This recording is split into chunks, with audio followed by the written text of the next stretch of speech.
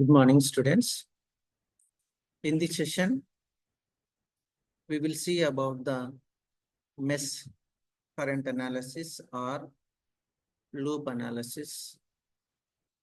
So for that, we need to take the circuit and analyze the mesh analysis. Here I have taken a basic circuit consisting of two closed loop, and they have given two sources and three resistor elements. So while doing the mesh analysis, if the circuit has been given the loop directions, so default we will consider the particular loop directions as it is. Otherwise, we will take for our perception. With our own perception, we will assume that a current is flowing like a clockwise. So then here default they has given the current directions clockwise. Since I have two closed paths, so with respect to each closed path, I represented the current I1, I2 respectively. For loop 1 or mesh 1, current is I1. For loop 2 or mesh 2, current is I2. Then I need to frame the equation with respect to the loops, individual loops. So before framing the equations with respect to the individual loops, so in the mesh analysis, what do we do is, we will frame the equation for voltage V, that is V equal to I into R form, in order to find out the respective mesh currents or loop currents. So now, so I can go with my own analysis, with my own perception while giving the loop equation, whether it's going with the ending notation or with the starting notation. So if I want to frame the expression with respect to the loop 1, then so what is the expression becomes with the expression with respect to loop 1 minus 10 plus 10 of I1 plus 40 of I1 minus I2. Why? Because here whatever the 40 element is presented in the circuit is between the two loops. It is being connected in the circuit between the two loops. So in such cases, amount of current flowing through that particular element will become as a difference of the two currents. Amount of current flowing in such elements will become difference of the two currents.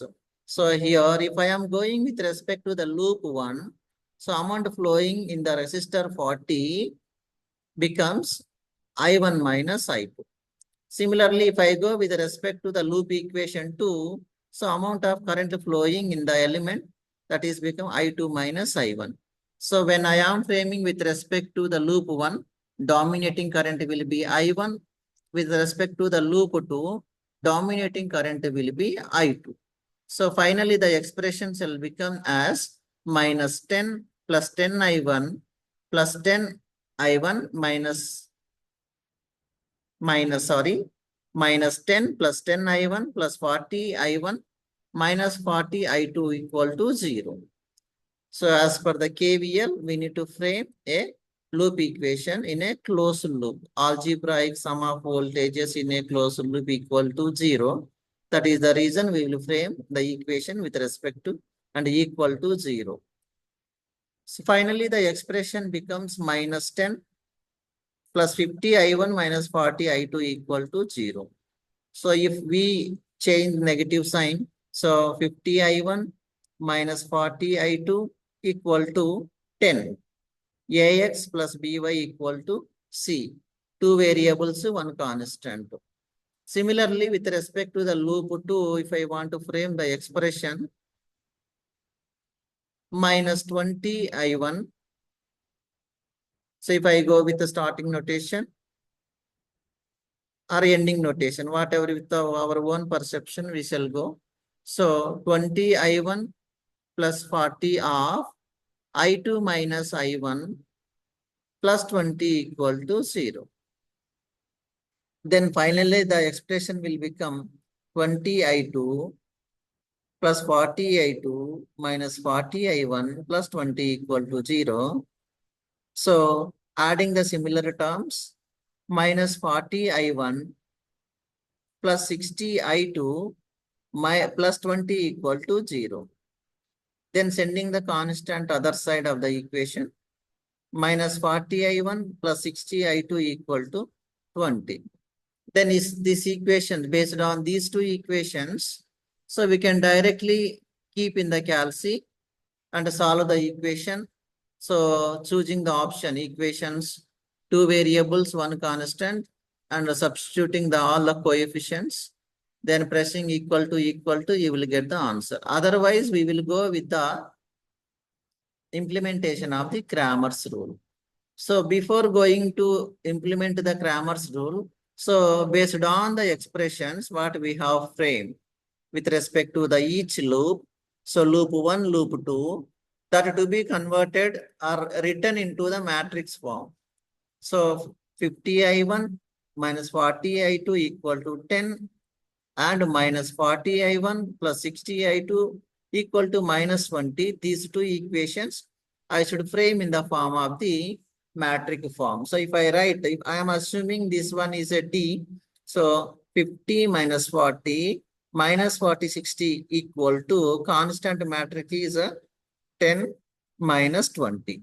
Then since here I have two variables to find, so I will take D1, D2. So when I am framing the matrix with respect to the D1, what should we do? We need to put whatever the constants are there in the first column. 10 minus 20 should be in the first column. Rest minus 40, 60 as it is. So if I want to find for the I2 purpose, what the thing I has to do with respect to D2, so whatever the constant is there, 10 minus 20 to be kept in the column 2, rest 50 for minus 40 will be written as it is. Then to find I1, I2, what to be done? Det of D1 by det D. Det of D1 by det D. And similarly to find I2, det of D2 by det D. So I1 will become det of D1 by det D. So AD minus BC form 50 into 60 minus of minus 40 into minus 40. So 50 into 60 is becoming 3000 minus of minus 40 minus 40, 1600. Then numerator will become as D1. 10 into 60, 600 minus of minus 40 into minus 20, 800. Finally, the expression will become, so minus 200 by 1400. So the fractional value will be minus 0.143 amps will be the current flowing in the loop 1. Similarly for I2, so det of D2 by det D. Det of D2 by det D is similarly AD minus BC. So 50 into minus 20, that is minus 1000 minus of 10 into minus 40, that is 400 plus 400 by det D. So 50 into 60, that is 3000 minus of minus 40 into minus 40, 1600. So minus 600 by 1400. Then the expression will become minus 0.429 amps of the current is flowing loop 2.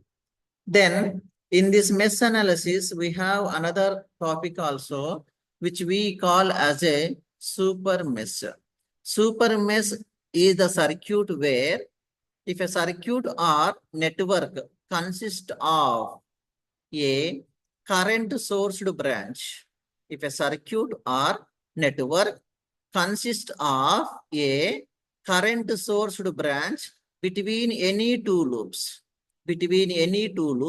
then those two interlinked loops will combinedly frames a super mesh equation along with its super mesh branch equation. Then see here in the, I have taken one small circuit in this circuit. So in between the two loops, one current sourced branch is being present. Then these two interlinked loops will combinedly frames a super mesh equation along with the super mesh branch equation. Super mesh branch equations, and super mesh branch equation will become as what is the one? I1 minus, if I take I1, I2. So since whatever the element is connected between the two loops, current flowing through is difference of the two currents we have discussed in the mesh analysis.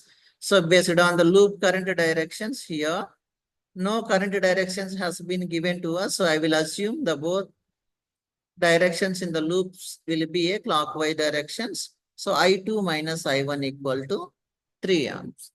Next topic we will see in the next session. Thank you.